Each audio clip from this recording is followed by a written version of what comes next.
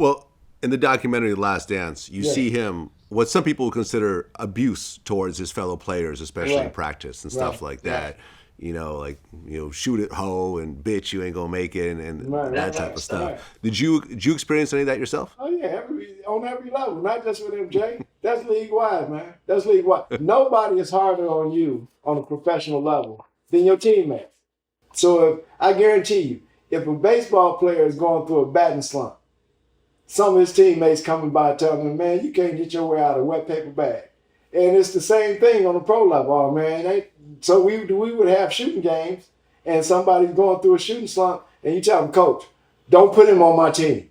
So it would be times on how are you going to bring your muster to make sure that you're ready. And that's the thing that I applaud Scotty and Horace and BJ and Stacy and Scott Williams on how they accepted understanding what this thing is about work and how you come to work every day, and this is your workplace, this is your work environment, and this is how we get out. And when MJ may throw some jabs at you, I'm your big brother, I take that jab, and now, yeah, brother, we ready to come at your ass. Let's go. And it wasn't gonna be no thing where we gonna have any type of clicks in this thing. Yeah, you the big money maker, but inside this little thing that we call practice, it's a hierarchy, and it's one motherfucker, and that's Phil Jackson. You feel me? So that's all of this last dance shit is all this last dance.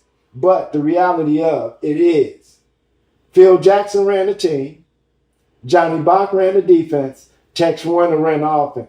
Everybody else fell in line, MJ included. So if you want to talk about him dissing people, what about the disses that he caught from Phil Jackson, Tex Winter, Johnny Bach, that ain't brought up in that, except one time when he says Tex throws something at him, and Tex would always throw jabs at him, just to keep him in line of knowing that you big, but you ain't bigger than this game.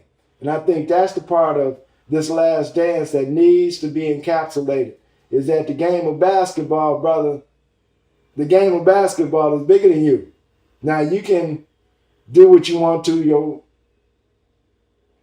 logo can do it, but brother, the game is still gonna be here when we gone, long gone, and generations from now they're gonna be thinking about LeBron James, and it's gonna be, you follow me? So let's keep it real.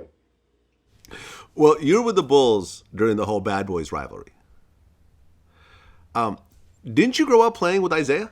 I grew up playing, the wild part is the brother I spoke of earlier, Raymond McCoy. He and Isaiah played against one another from the time they were teenagers, early teens, 12, 13, that kind of job. I never played against Isaiah until I got in the NBA. And it was so crazy. One of the first, we're ball goes up, we're guarding each other or whatever. On this one possession, it was so like one of those moments in time where you're like, okay, either you're going to step to the plate or you're going to be gone, right? Ball bounds out long. He gets the rebound about hash mark in the backcourt. I'm on the other side. We're cross matched. He takes off. I take off. I know he's going to dunk this. I'm not going to let you go back to the crib and tell everybody you dunked on me.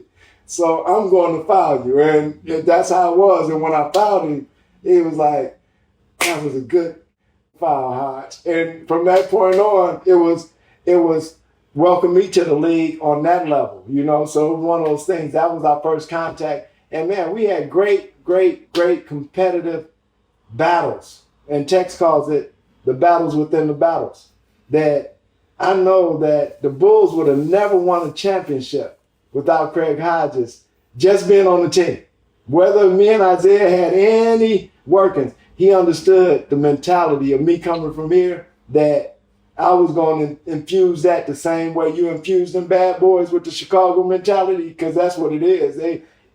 How many people on that team were from Detroit? You follow me?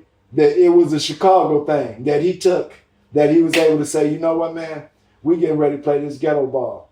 Take his ass out there every time. That wasn't no Chuck Daly. You follow me? That Chuck, yeah, it might have been. But I understand how we play at the park when somebody getting off. You got to let, nah. And so when when that whole vibration of Bad Boys and Isaiah, but Isaiah's the good cop in Laimbeer. No, man, that's a mentality, and that's my boy. I appreciate him for what he doing in the community, but you still the Bad Boys, and you accepted that. So in accepting that, we were able to decapitate that bush. Well, how bad did it get? Because they really went hard at you guys. Yeah, they went and seeing like me and Rick Mahorn, we had a conversation. Rick Mahorn backpicked me and didn't stand me up. And when I say stand me up, is backpick me but hold me up. This time he backpicked me and whiplashed me and kept going. After the game, I'm looking for him. And from the standpoint that, brother, I got family.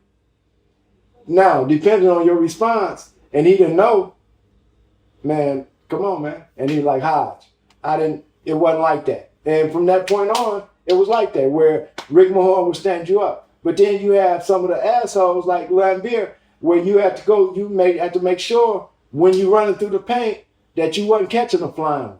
You know what I'm saying? So it was certain things that those would have been flagrant fouls today, where back in the day, Larry Bird and Dr. J go to blows, and it wasn't no technical call, because during that period of time, it was a standard understanding.